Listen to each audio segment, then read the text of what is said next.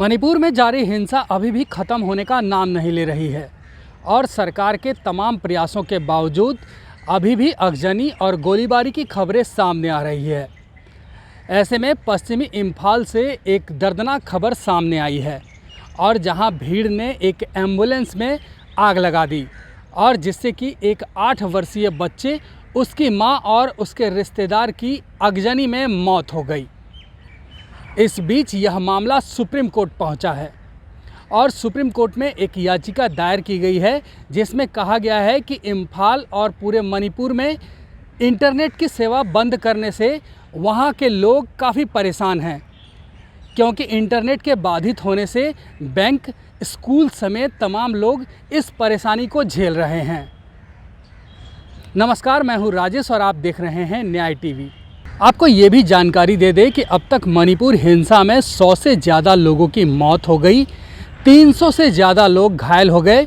वहीं तकरीबन 37,500 से ज़्यादा लोग 272 राहत कैंपों में शरणार्थी हैं।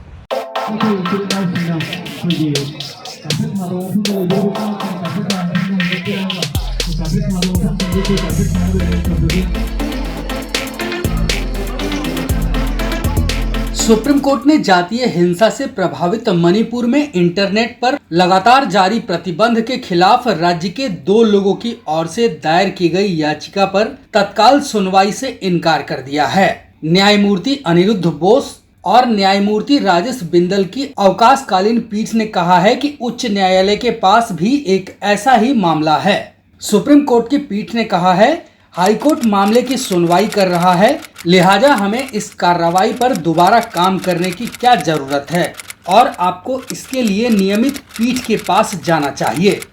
और सुप्रीम कोर्ट में ये याचिका सी विक्टर सिंह और एम जेम्स की तरफ से दायर की गई थी और याचिकाकर्ताओं ने पीठ से कहा है कि मणिपुर में लगाया गया इंटरनेट बैन बोलने और अभिव्यक्ति की आज़ादी के संवैधानिक अधिकार और इंटरनेट को संविधान रूप से संरक्षित माध्यम के तौर पर इस्तेमाल करने वाली किसी भी व्यवसायी के बुनियादी अधिकारों का हनन करता है। बता दें कि बीते 1 महीने से मणिपुर जातीय हिंसा की आग से जूझ रहा है, लिहाजा राज्य सरकार ने हिंसा प्रभावित क्षेत्रों में इंटरनेट पर बैन लगा रखा है।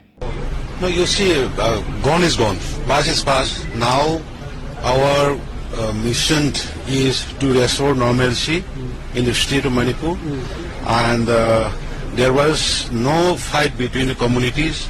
There should not be fight between the community. It is purely with the government. और सरकार ने 10 जून तक के लिए प्रतिबंध बढ़ा दिया है।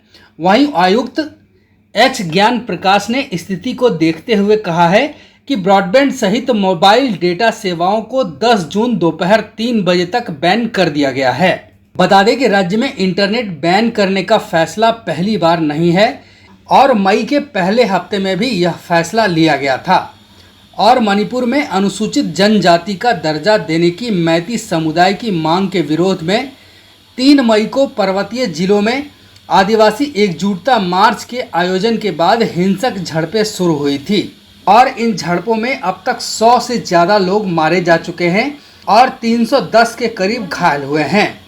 वहीं 37,450 लोग फिलहाल 272 राहत शिविरों में रह रहे हैं। We met the Honorable Union Home Minister Amit Shah ji and we briefed in details about the state of Manipur.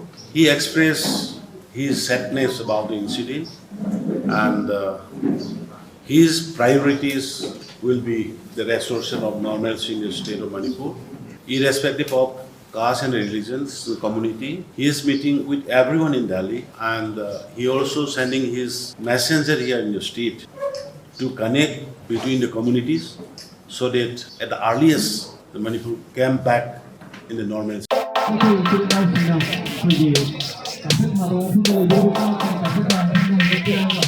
Tapi kalau